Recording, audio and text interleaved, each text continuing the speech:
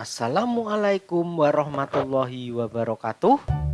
Hai anak-anak sahabat SD, sudah siap dan semangat ya untuk belajar? Kali ini kita akan belajar tematik kelas 5, tema 2, subtema 2 pembelajaran yang ketiga. Sebelum kita mulai pembelajarannya, mari kita berdoa terlebih dahulu. Tujuan pembelajaran kali ini adalah sebagai berikut.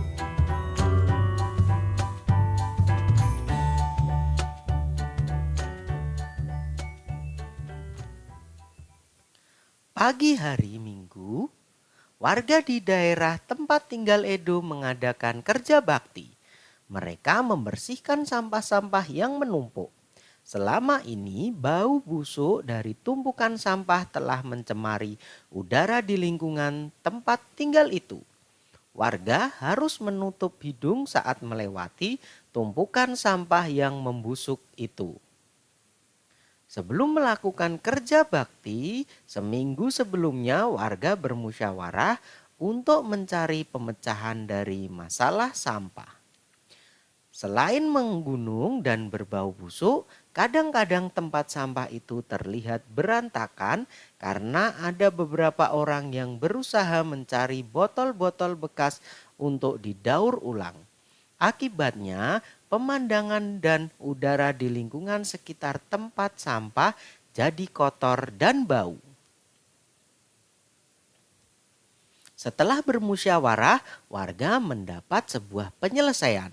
Warga akan menyiapkan dua macam tempat sampah. Satu tempat sampah untuk menampung sampah-sampah yang dapat didaur ulang seperti kertas dan botol-botol bekas. Tempat sampah lainnya digunakan untuk menampung sampah-sampah yang dapat membusuk, misalnya dedaunan dan sisa-sisa sayur. Selanjutnya, sampah-sampah yang dapat membusuk itu akan diolah menjadi pupuk kompos yang dapat digunakan warga untuk memupuk tanaman. Dalam kegiatan musyawarah dan kerja bakti itu, seluruh warga ikut berperan serta. Keikutsertaan warga dalam musyawarah dan kerja bakti merupakan salah satu bentuk tanggung jawab dalam menjaga kebersihan lingkungan. Setelah membaca bacaan tersebut, mari kita menjawab pertanyaan-pertanyaan berikut ini. Yang pertama, kapan kerja bakti dilakukan? Kerja bakti dilakukan setiap hari Minggu. Nomor 2, di mana kerja bakti dilakukan? Kerja bakti dilakukan di daerah tempat tinggal Edo. Nomor 3, mengapa kerja bakti dilakukan? Kerja bakti dilakukan untuk membersihkan sampah-sampah yang menumpuk. Nomor 4, siapa yang mengikuti kerja bakti? Seluruh warga yang berada di daerah tempat tinggal Edo. Pertanyaan selanjutnya yang kelima, apa yang dilakukan warga seminggu sebelum melakukan kerja bakti? Sebelum melakukan kerja bakti, seminggu sebelumnya warga bermusyawarah untuk mencari pemecahan dari masalah sampah. Pertanyaan keenam, bagaimana hasil musyawarah terkait penyelesaian dari masalah yang dihadapi warga? Hasil musyawarah terkait penyelesaian dari masalah yang dihadapi warga adalah menyiapkan dua macam tempat sampah. Pertanyaan ketujuh, mengapa warga menyediakan dua macam tempat sampah? Warga menyediakan dua macam tempat sampah untuk memisahkan jenis sampah. Satu, tempat sampah untuk menampung sampah-sampah yang dapat didaur ulang seperti kertas dan botol-botol bekas. Tempat sampah lainnya digunakan untuk menampung sampah-sampah yang dapat membusuk, misalnya dedaunan dan sisa-sisa sayur.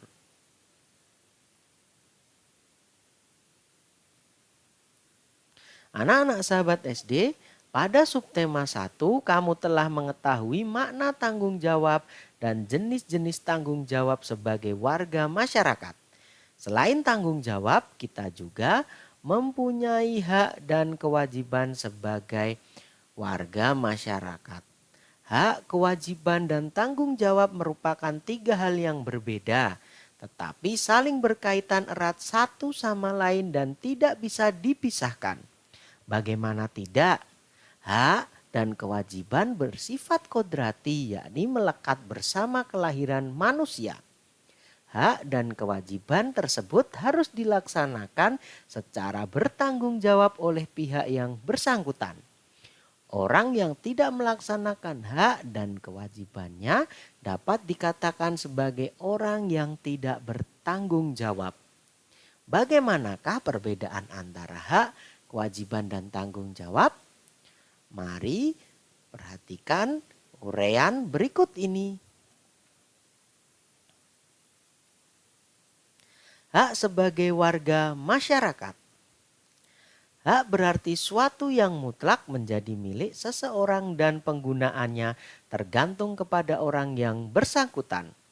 Jadi hak warga masyarakat adalah sesuatu yang mutlak menjadi milik seseorang yang berkedudukan sebagai warga masyarakat. Bentuk hak warga masyarakat seperti berikut. Mendapatkan perlindungan hukum. Mendapatkan pekerjaan dan penghidupan yang layak. Menikmati lingkungan bersih. Hidup tenang dan damai. Bebas memiliki, memeluk, dan menjalankan agama. Berpendapat dan berorganisasi. Mengembangkan kebudayaan daerah.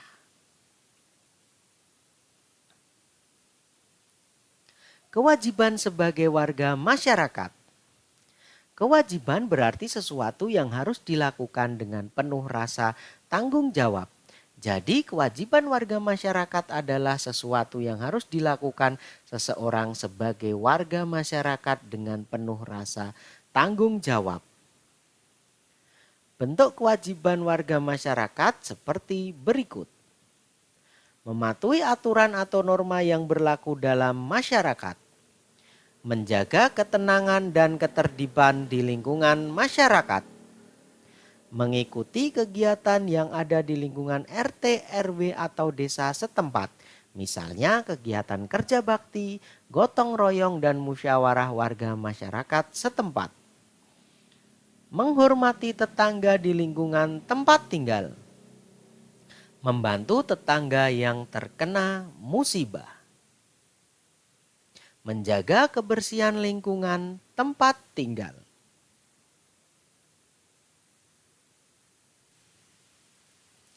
Kita memiliki hak, kewajiban, dan tanggung jawab. Hak, kewajiban, dan tanggung jawab harus dilaksanakan dengan baik. Hak, kewajiban, dan tanggung jawab yang kita lakukan berbeda-beda.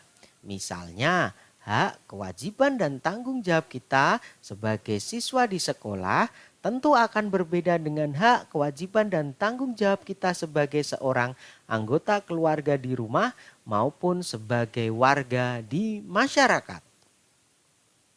Supaya semakin jelas, mari perhatikan tabel berikut. Sebagai anggota keluarga, hak kita contohnya menempati rumah yang bersih dan rapi. Kewajiban kita menjaga kebersihan rumah. Tanggung jawab kita melaksanakan tugas harian. Sebagai warga kelas, hak kita menempati ruang kelas yang bersih dan nyaman. Kewajibannya menjaga kebersihan kelas. Tanggung jawabnya melaksanakan tugas piket. Sebagai warga sekolah, hak kita memiliki lingkungan sekolah yang bersih dan nyaman. Kewajibannya membuang sampah di tempat yang sudah disediakan atau tempat sampah. Tanggung jawabnya mengikuti kegiatan kerja bakti di sekolah.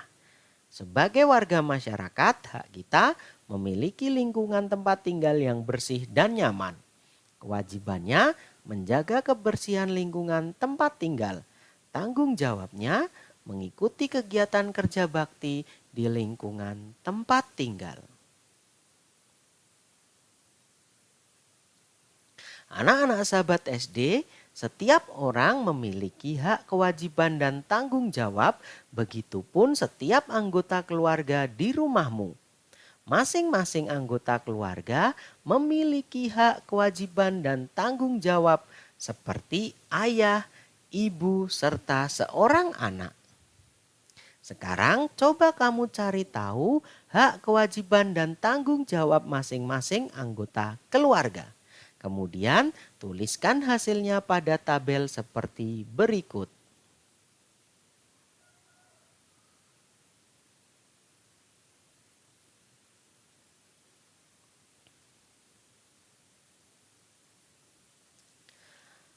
Anak-anak sahabat SD, pada subtema 1 kita sudah mempelajari tentang jenis-jenis usaha ekonomi masyarakat. Jenis usaha ekonomi ada yang dikelola sendiri ataupun kelompok.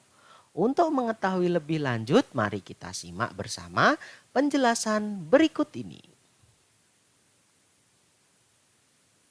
Jenis usaha ekonomi yang dikelola sendiri ataupun kelompok.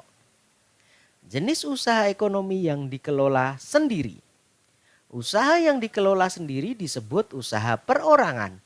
Usaha ekonomi ini memiliki modal terbatas dan biasanya dikelola secara sederhana. Contoh usaha ekonomi perorangan sebagai berikut. Yang pertama, usaha pertanian. Sebagian besar usaha pertanian dikelola secara perorangan. Usaha ini memiliki modal terbatas. Lahan yang digarap petani biasanya terbatas. Lahan pesawahan dan tegalan. Namun ada juga usaha pertanian yang dilakukan secara besar-besaran. Yang kedua, usaha perdagangan. Usaha perdagangan secara perorangan biasanya berskala kecil dan sedang. Contohnya pedagang asongan, pedagang keliling, pedagang kaki lima, pedagang di pasar, warung, dan toko kelontong. Yang ketiga, usaha jasa. Secara umum banyak usaha jasa yang dikelola secara perorangan. Contohnya usaha fotokopi, bengkel, potong rambut, dan penjual pulsa. Yang keempat, industri kecil. Industri kecil yang dikelola perorangan merupakan industri rumahan. Contohnya usaha kerajinan tangan berupa pembuatan keramik, souvenir, tembikar, anyaman maupun mebel. Berikutnya, usaha ekonomi yang dikelola kelompok. Usaha ekonomi ini dikelola secara bersama baik modal, pengelolaan maupun keuntungan. Bentuk usaha ekonomi bersama adalah sebagai berikut. Yang pertama, firma. Firma adalah usaha ekonomi bersama yang didirikan oleh sekurang-kurangnya 2 sekutu. Pendiri firma biasanya orang-orang yang saling kenal satu dengan lainnya. Setiap anggota firma memiliki hak untuk bertindak atas nama firma. Anggota firma juga bertanggung jawab secara penuh atas resiko kerugian firma. Usaha berbentuk firma biasanya bergerak di bidang layanan konsultasi hukum dan keuangan. Berikutnya, persekutuan komanditer. Persekutuan komanditer atau CV didirikan oleh sekurang-kurangnya 2 orang yang menyetorkan modal. Pada CV terdapat 2 jenis sekutu, yaitu sekutu aktif dan sekutu pasif. Sekutu aktif berperan sebagai investor dan pengelola CV. Sekutu pasif berperan sebagai investor tanpa terlibat dalam pengelolaan CV.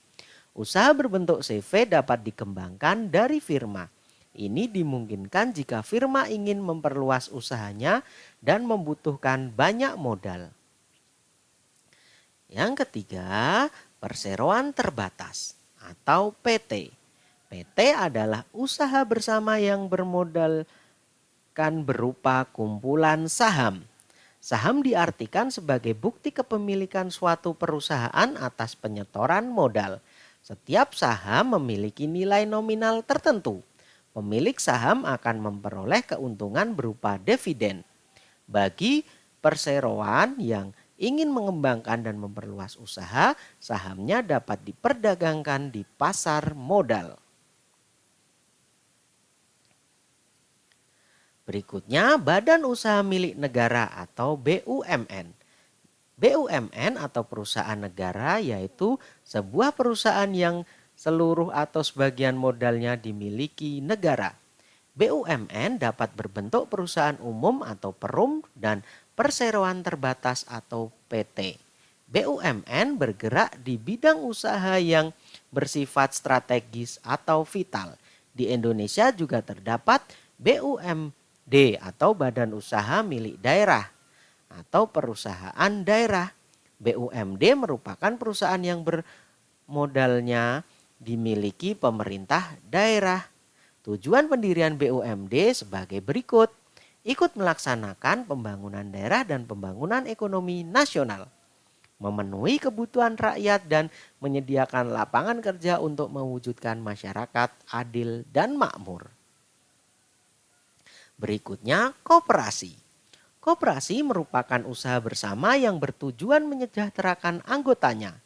Menurut Undang-Undang Nomor 25 Tahun 1992 tentang Perkoperasian, koperasi adalah badan usaha yang beranggotakan orang-orang atau badan hukum koperasi dengan melandaskan kegiatannya berdasarkan prinsip koperasi sekaligus gerakan ekonomi rakyat yang berdasarkan atas azas kekeluargaan.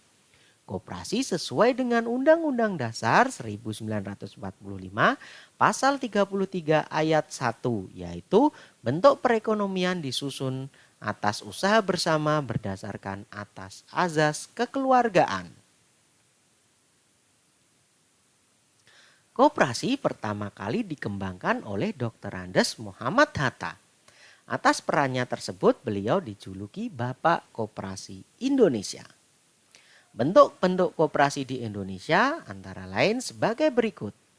Koperasi konsumsi, yaitu usaha bersama yang menyediakan berbagai barang konsumsi untuk memenuhi kebutuhan sehari-hari. Contohnya beras, gula, minyak, sabun, peralatan rumah tangga, dan barang elektronik.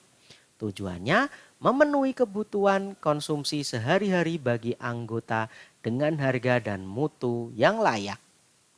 Koperasi simpan pinjam, yaitu usaha bersama yang menyediakan layanan simpan dan pinjam. Koperasi jenis ini menerima simpanan dari anggota. Selanjutnya, uang yang telah terkumpul dipinjamkan kepada anggota. Yang ketiga, koperasi produksi, yaitu usaha bersama yang menyediakan bahan baku produksi dan menyalurkan hasil produksi anggotanya. Koperasi ini beranggotakan para produsen atau pengusaha, misalnya pengusaha batik, tahu dan tempe, serta sapi perah. Koperasi jasa, yaitu usaha bersama yang menyediakan layanan atau jasa tertentu bagi anggotanya. Contohnya koperasi angkutan. Yang kelima, koperasi serba usaha, yaitu usaha bersama mengelola berbagai jenis usaha, misalnya penyediaan barang konsumsi, simpan pinjam, penyediaan bahan baku, dan penyaluran hasil produksi. Contohnya koperasi unit desa atau KUD.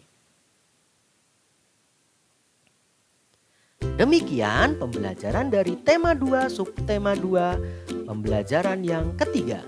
Tetap semangat, rajin belajar, rajin beribadah, jadilah generasi penerus bangsa yang cerdas, berkarakter, menyenangkan, luar biasa, hebat. Terima kasih. Wassalamualaikum warahmatullahi wabarakatuh.